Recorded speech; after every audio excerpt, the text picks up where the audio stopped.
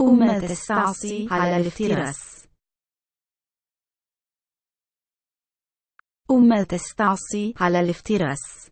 الحقيقة إن المحتلين نجحوا في افتراس معظم شعوب الشرق الأوسط العريقة، إما بتذويبها في البوتقة العنصرية لتكون جزءا من النسيج الوطني، وإما بتدجينها وتفريغ ذاكرتها القومية وتحويلها إلى أقنان في أوطانها مهماتها صنع الأمجاد للمحتلين، وإما بتشريدها في الآفاق.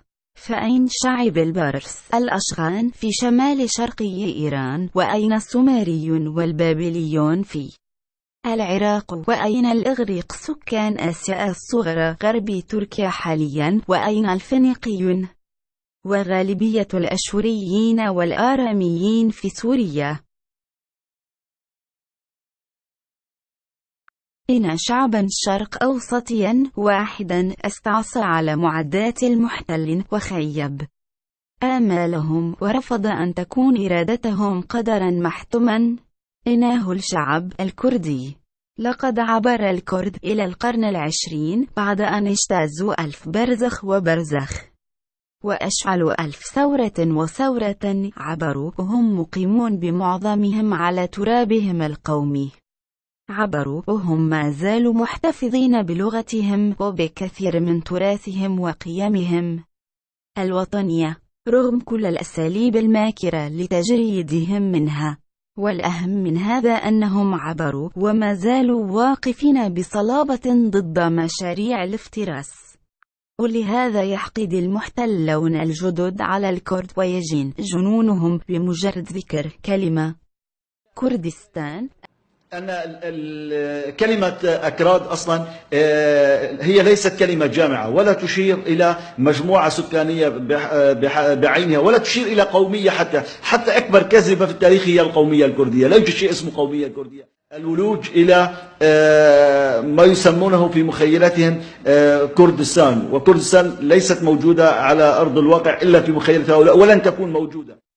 هذه الفئة الوافدة إلى شمال سوريا هي يعني مجموعات بشرية همجية خرجت من جبال إيران وقنديل وشمال وشرق تركيا، جاءت إلينا بأهداف وتخطيط من أعداء هذا الوطن وأعداء هذه الأمة. الأكراد بطبيعتهم التاريخية كمرتزقة. الكرد عبر التاريخ كانوا مرتزقة الغير. سوف أقول حقيقة مطلقة: الكردي بليد بالوراثة، لا يرد ولا يتكلم إلى ما تم كتابته له أو تم إفهامه له كلب البغاء. كانوا يبحثون عن ورقة بسيطة تثبت أنهم بشر، الآن يبحثون عن دولة. يعني هل هذا معقول على حساب الدم السوري؟ ولكن من أتانا ويقول لنا كردستان، هذا محكمة ميدانية مباشرة. لا كردستان في سوريا، لا قضية كردية في سوريا.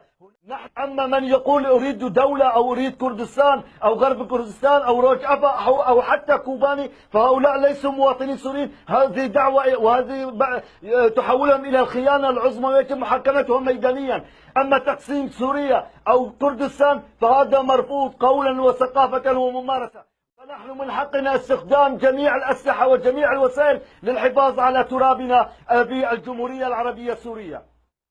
كردستان أنهم لا يريدون سماعها ويصرون على استعمال الأسماء الاحتلالية الحبيبة إلى قلوبهم: شمال سوريا، شرق تركيا، شمال العراق، غرب إيران. وكيف لا يرتعدون من كلمة كردستان؟ إنها تذكرهم بأنهم غزاة محتلون وأنهم لصوص الأوطان والشعوب والثقافة، وهذا ما لا يريدون أن يعرفه أحد.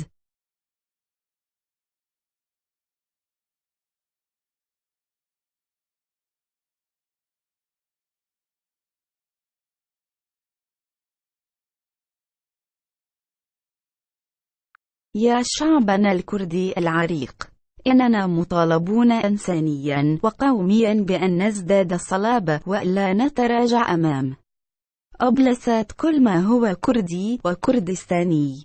علينا أن نتصدى للصوص الزين اختطف وطننا تحت لواء سايكس بيكو، ومهما نسبونا إلى الشياطين والجن والإماء، ومهما رمونا خارج التاريخ، ومهما غياب اسم وطننا، ومهما سموه همجستان أو جعلوه أنفالستان فلن يقر لنا قرار إلا بتحويلها إلى كورستان قبرستان لكل محتلة. أن قدرنا هو مقاومة مفترس الشعوب، ونحن بهذا القدر فخورون.